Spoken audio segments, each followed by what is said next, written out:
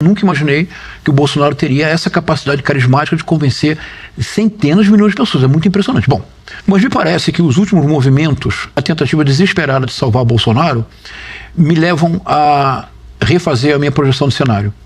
Por que o bolsonarismo está fazendo agora? O que está acontecendo nesse momento?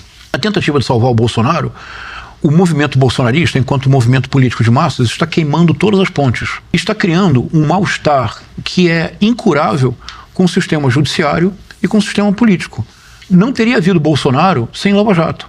O Bolsonaro é um fruto o Bolsonaro foi a convergência inesperada na figura dele da pulsão antissistêmica. Logo ele, que passou a vida inteira se locupletando do dinheiro público, e levou toda a família para fazer o mesmo, para tornar o peculato o tema principal dos almoços de domingo na família do Bolsonaro. O tema principal é rachadinha e cheque de Queiroz na conta da Michele Bolsonaro. Mas ele conseguiu ser essa convergência inesperada na figura dele, do antissistema. E aí as imagens começam a ser ressignificadas. Por exemplo, você lembra de uma imagem célebre do Bolsonaro discursando sozinho na Câmara Federal? Sim. Era uma imagem que revelava o descolamento da realidade, a irrelevância, a insignificância do Bolsonaro, que era considerado no Congresso brasileiro como um exótico representante do baixo clero. Ninguém levava ele a sério. Depois das jornadas de 2013, na campanha eleitoral de 2018, de maneira muito hábil e inteligente, essa foto foi ressignificada. Antissistema. É isso. Perfeito. O sistema não está ali e ele está sozinho lutando contra o sistema. Que é muito impressionante essa capacidade de inverter todas as coisas. Sim. Então, o que acontece? Para salvar o Bolsonaro agora, todas as pontes estão sendo queimadas com o judiciário e com o sistema político. Por exemplo, nada foi menos hábil do que aqui na Avenida Paulista os ataques feitos ao presidente da Câmara, Hugo Mota. Porque o presidente da Câmara tem que é importante que a nossa audiência saiba. É ele que estabelece a pauta que vai ser votada. Se não vota o projeto de lei? Então, a pressão absurda que foi feita contra o presidente da Câmara, na verdade, é uma pá de cal na possibilidade do projeto da lei da anistia, o protocolado pelo major Vitor Hugo. De outro lado, o judiciário hoje está com as barbas de molho. E eu diria que no Supremo Tribunal Federal há 2 ministros que estão tendo dificuldade para dormir. Não é o ministro Flávio Dino, nem o ministro Alexandre de Moraes. É o ministro Cássio Nunes Marques e o ministro André Mendonça. Porque o Bolsonaro já disse em várias ocasiões, 2026 será diferente, porque o Tribunal Superior Eleitoral terá outro presidente. Quem é o presidente? É o Nunes Marques. E por que ele diz isso? Porque ele apontou o Nunes Marques. O que ele está fazendo, na verdade? Ele está colocando nas costas do Nunes Marques um peso insuportável. De colocá-lo na urna novamente. É isso. Então, o bolsonarismo, na tentativa desesperada de salvar o Bolsonaro, explicitou 2 lados que estavam ocultos. Quais são os 2 lados que estavam ocultos? Que permaneceram ocultos, e para dizer biblicamente, tudo que está oculto será revelado. De um lado, é que o bolsonarismo se transformou no patriotismo na terra estrangeira. O que parecia apenas um gesto inusitado do presidente de bater continência para a bandeira americana. Nunca na história brasileira um presidente havia batido continência para uma outra bandeira. Bater continência para a bandeira americana. Se aproximar do Donald Trump na ONU e dizer I love you. No inglês particular do Bolsonaro. A bancada bolsonarista teria ido a Washington para pedir no Congresso americano sanções econômicas contra o Brasil. O Eduardo Bolsonaro, hoje nos Estados Unidos, está articulando-se com a extrema-direita dos republicanos no Congresso americano para criar punições legais ao ministro Alexandre de Moraes. Isso é crime de lesa pátria. São vendilhões da pátria. Não pode haver bolsonarismo sem verde-amarelismo. Totalmente de acordo com a Marilena Chauí. O que está acontecendo agora? Para salvar o Bolsonaro, eles estão queimando simbolicamente o seu patrimônio maior, que é esse patriotismo. Esse modelo está sendo seguido agora pelo Donald Trump. É o modelo que o Bolsonaro pretendia impor. É o modelo do Javier Milei na Argentina. É muito concreto. É o modelo do Nayib Bukele em El Salvador. Nome, aliás, que deve exigir nossa atenção. O Bukele será um nome muito importante ano que vem, em 2026, para a extrema-direita brasileira. Já está se tornando. Então esse é o caldo no qual estamos. Como é que nós podemos ver que de fato existe uma articulação? De um lado, que é a área na qual eu trabalho, uma articulação discursiva. Por exemplo, Demore, se os que nos estão assistindo agora, depois, se tiverem interesse, se colocarem lá no YouTube assim, Ben Shapiro, que é um líder da extrema-direita norte-americana. Axel Kaiser, que é um representante da extrema-direita chilena. Glória Álvarez, representante da extrema-direita na Guatemala. Javier Milei, antes de ser presidente. Quem fizer isso encontrará os mesmos discursos com as mesmas figuras de linguagem, é uma retórica própria, é o que eu chamo de retórica do ódio. Ela é extraordinariamente eficiente, ela tem um efeito, o efeito produzido é tosco, mas a produção desse efeito é muito sofisticada. É isso que nós enfrentamos hoje em dia. Não foi por acaso, então, que a Giorgia Meloni, na última eleição, ela usou justamente o slogan Dio, Pátria e Família. Quer dizer, que na verdade era um slogan usado pelo Mussolini, isso aqui é uma informação, não tô nem, né? Claro. As pessoas às vezes há um exagero na comparação. Não. Gente, eu tô dando uma informação histórica. O Mussolini usava o slogan Deus, Pátria, Família. Claro. Bolsonaro usou o slogan Deus, Pátria, Família. Salazar usou em Portugal, Meloni está usando agora. Então isso é uma escolha consciente, né? É consciente. É a tentativa da criação de uma ideia de que existe uma ameaça na pauta dos costumes. Isso é muito importante. Nós precisamos nos perguntar, Demore, por que é que a extrema-direita insiste tanto na pauta dos costumes? E às vezes de uma forma que para nós é quase caricata. Isso é bem importante compreender, porque aí você compreende a retórica do ódio, que é uma produção. E é uma produção que tem um caráter bem interessante. É assim, há uma produção que é própria da extrema-direita. A produção própria da extrema-direita consiste em inventar inimigos imaginários o tempo todo. Porque somente inventando inimigos imaginários você mantém a massa permanentemente unida contra este adversário. Então essa é uma característica da extrema-direita. Mas há algo na extrema-direita que é muito inquietante. É que a extrema-direita, ela viceja no mundo contemporâneo porque ela possui afinidades estruturais não planejadas, mas por isso mesmo ainda mais fortes com o universo digital. É como se o universo digital e a extrema-direita fossem irmãs gêmeas. O que uma faz, a outra potencializa. O que uma pensa, a outra realiza. Posso dar 2 exemplos nisso? Eu acho bem importante. Vamos lá. Você concordaria se eu dissesse que a operação do algoritmo é indispensável para a existência do universo digital? Em outras palavras, dado o volume absolutamente vertiginoso de dados que se sucedem sem trégua o tempo todo, se não houvesse uma operação cuja função é, sobretudo, excluir o que não é semelhante. Isso. A operação do algoritmo é uma operação de exclusão do que não é semelhante. E veja que eu digo operação do algoritmo, eu não falo algoritmo. Uma das vitórias da extrema-direita é tornar o algoritmo um sujeito. Então a extrema-direita diz assim, não podemos censurar o algoritmo. Claro. O algoritmo não existe. O algoritmo é apenas um conjunto de operações repetitivas que são inseridas num programa para que, dada certos estímulos, haja sempre uma certa resposta. Então o algoritmo é uma operação que alguém coloca lá manualmente. É uma forma matemática. E qual é a finalidade do algoritmo? É excluir. Se não houvesse uma operação de exclusão, de modo que você pudesse, então, estruturalmente criar bolhas, o universo digital entraria em colapso em 1 hora. Em 1 minuto entraria em colapso, porque não haveria como dar conta daquele aluvião de informações. Então, a operação do algoritmo não é uma avaliação de valor, não estou criticando a operação do algoritmo. Ela é intrínseca à natureza do universo digital.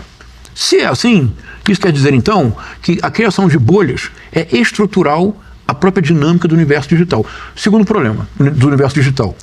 Mesmo criando bolhas, a quantidade de ofertas é sobre-humana. Nenhum de nós pode dar conta daquela quantidade de ofertas. O que é necessário, então, é indispensável criar um tipo de linguagem e uma retórica que capture a atenção das pessoas. A economia da atenção, por isso, é o eixo da dinâmica das redes sociais. Todos esses coaches, sejam os mirins, sejam os idosos, todos os coaches são coaches da captura da atenção alheia. Todos os cursos são cursos de como capturar a atenção alheia. É a segunda parte estrutural do universo digital. Não é uma crítica, é uma descrição. Terceiro ponto, agora a gente chega à analogia completa com a extrema-direita. E um universo novo se abre para nós. Terceiro ponto, o universo digital reinventou a economia global. Hoje é impossível pensar na economia global sem a economia digital, não é verdade? Sim. Mas há 30 anos atrás não existia economia digital como hoje. Hoje a economia digital é o eixo de boa parte das economias mundiais. As maiores fortunas do mundo hoje são associadas de uma forma ou de outra à economia digital. Agora vamos fazer a ponte com a extrema-direita? Olha que impressionante, Demore. Quando isso me ocorreu, eu disse, meu Deus, isso é pior do que a gente pensa. Foi a mesma sensação que eu tive quando eu imaginei que havia compreendido o que era o bolsonarismo. Veja, a extrema-direita é a transferência da operação do algoritmo para a política. Porque a extrema-direita não tem adversário. Não há polarização. Isso é um equívoco nosso. Não existe polarização para a extrema-direita. A polarização é o elan vital. Sem polarização não há vida.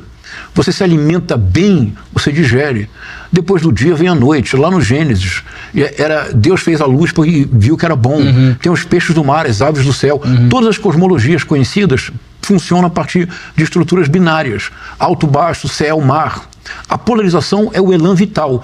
A extrema-direita nunca polariza. Isso é muito importante não naturalizar. Como assim? A extrema-direita não polariza. Você só polariza quando você reconhece a existência de um polo adversário, contrário ao seu, e você contradita, argumenta, busca convencer a um terceiro elemento, o eleitorado, de que a sua oposição é a oposição correta. Perfeito. Então, numa eleição tem que ser polarizada. Eu tenho que dizer, olha, eu tenho que dizer para o eleitorado, na minha concepção, eu, que sou da esquerda democrática, já sou velhinho e continuo sendo da esquerda democrática, vou morrer assim, eu considero que uma opção de esquerda democrática é a solução para uma sociedade mais justa e fraterna.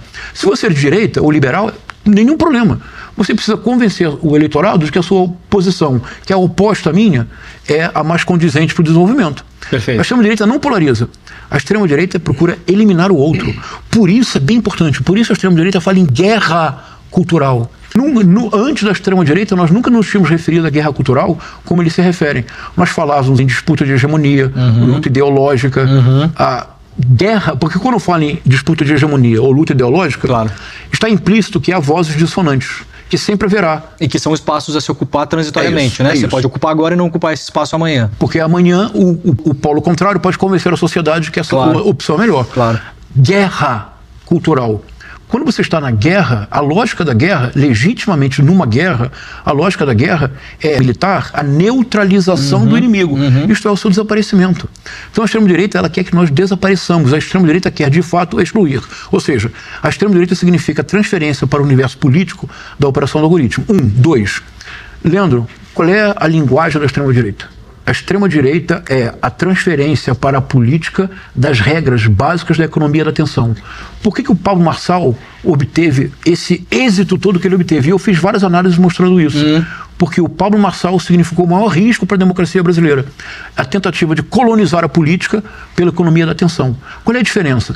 É que na política você precisa ter adversários. Pessoas que pensam de forma antagônica. Porque você precisa negociar, você precisa fazer concessões. Perfeito. Você precisa ter projetos. Na economia da atenção, basta o afeto. Último ponto. A extrema-direita significa a monetização de todas as esferas da atividade política. Todas. Desde o alto até o baixo, do topo até a base, a extrema-direita é a monetização da política. Um deputado federal como Nicolas Ferreira oferece cursos, ele tem um curso. Eu, obviamente, assisti o curso.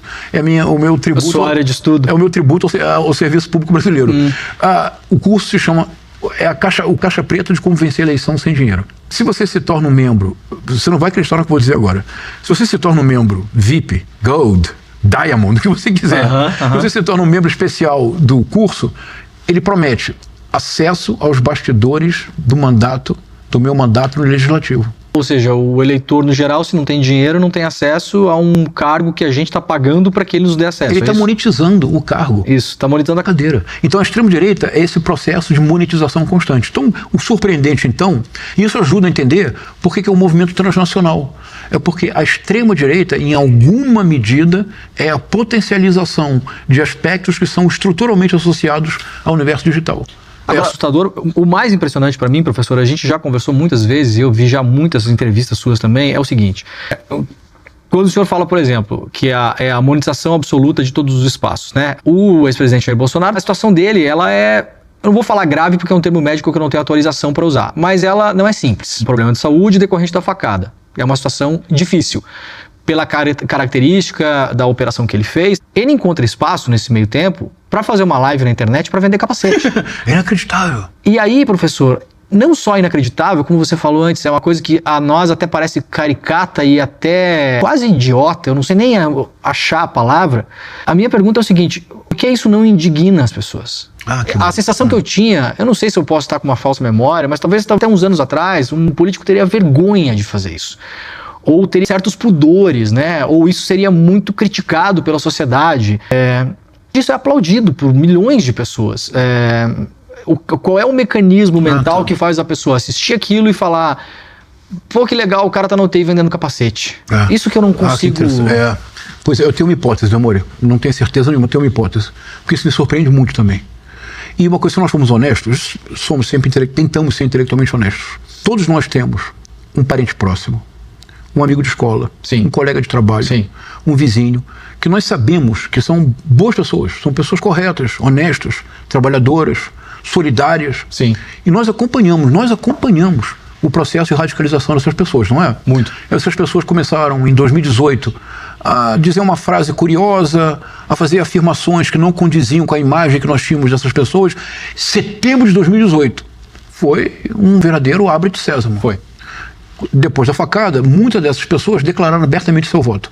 Ou seja, expressaram sua tendência de votar no Bolsonaro. Algumas dessas pessoas nunca voltaram. Continuaram num processo constante de radicalização. O que está acontecendo? Minha proposta. E aqui há uma diferença importante em relação ao nazifascismo, para retomar o início. Perfeito. É que no nazifascismo, por exemplo, em 1933, Hitler chegou ao poder. Foi eleito e depois se torna chanceler, mas foi pelo voto. Primeira ação do Joseph Goebbels, o ministro especial do Hitler. Primeira ação dele, criar um projeto chamado Rádio do Povo. Mas o que é isso? Era um projeto para subsidiar e estimular indústrias a produzirem rádios em grande quantidade, num preço acessível. É que vocês são muito jovens, mas eu ainda fui ao Maracanã com radinho de pilha. Ah, eu fui também, professor. Eu sei que eu tenho cara de 43, mas eu tenho 44. Você lembra do radinho de pilha? Claro. É isso. Eventualmente a gente jogava no campo também. Isso. O radinho de pilha. E era muito comum, você via em prédios, nas ruas, as pessoas com seus radinhos de pilha. Eu ia até o centro de Porto Alegre para comprar o radinho de pilha no camelô para ir depois ao jogo. Não é isso? Eu já fiz várias vezes isso. Isso é uma invenção do Goebbels. Por quê? Porque era indispensável que o tempo todo houvesse uma mensagem enviada desde uma central para convencimento constante e persuasão permanente do povo. Hoje existe um outro fenômeno, que é uma radicalização inesperada deste.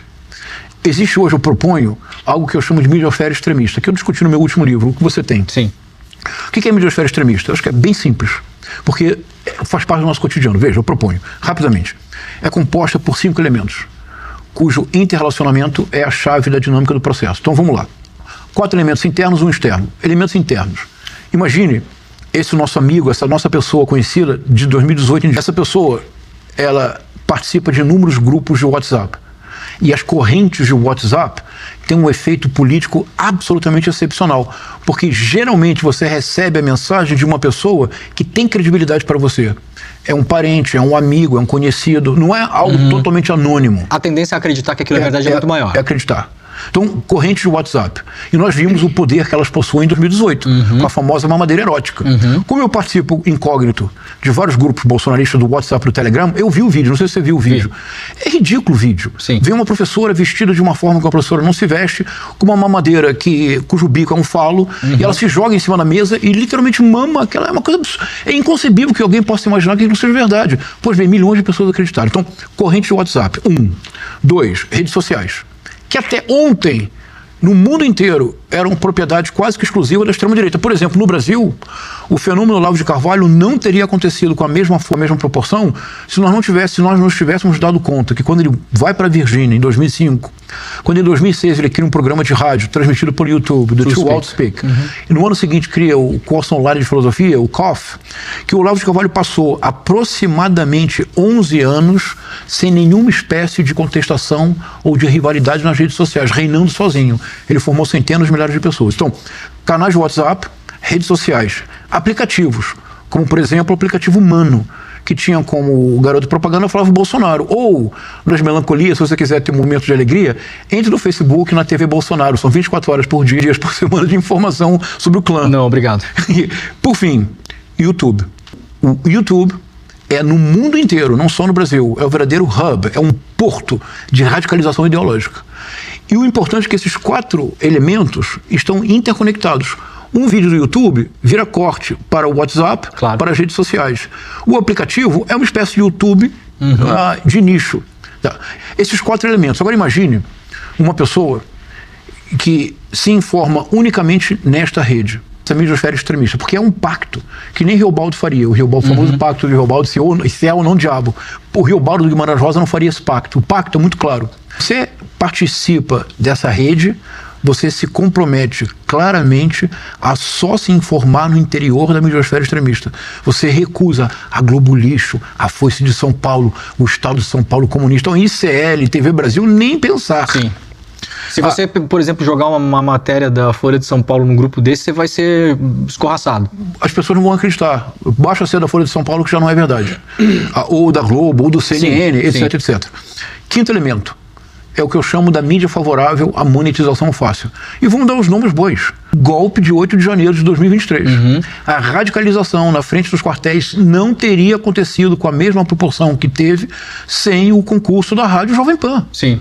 E eu posso dizê-lo, porque nesse momento de estudo do bolsonarismo, eu domino a grade da Jovem Pan, eu conhecia toda a grade da Jovem Pan, todos um comentarista, que não é jornalista, é um influencer de extrema-direita, Paulo Figueiredo Filho, disse com todas as palavras da Rádio Jovem Pan que o artigo 142 tinha que ser invocado e, se por acaso houvesse resistência, que o Exército, expressão dele, porque isso não é meu vocabulário, expressão do, está gravado, expressão do Paulo Figueiredo Filho, o Exército passará o cerol, ou seja, mandará todos para a praia, expressão dele. Sim. Isto é, eliminará.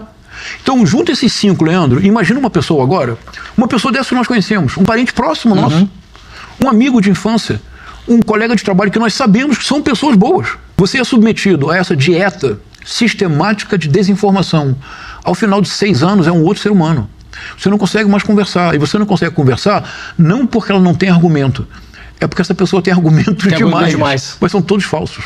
Nisso, o capacete na UTI é isso. É absolutamente normal. É isso. Então, exatamente, o que essa mediosfera extremista produz, então, é o que eu proponho, que é a grande estratégia da extrema-direita mundial. É a produção sistemática de caos pela hiperpolitização do cotidiano.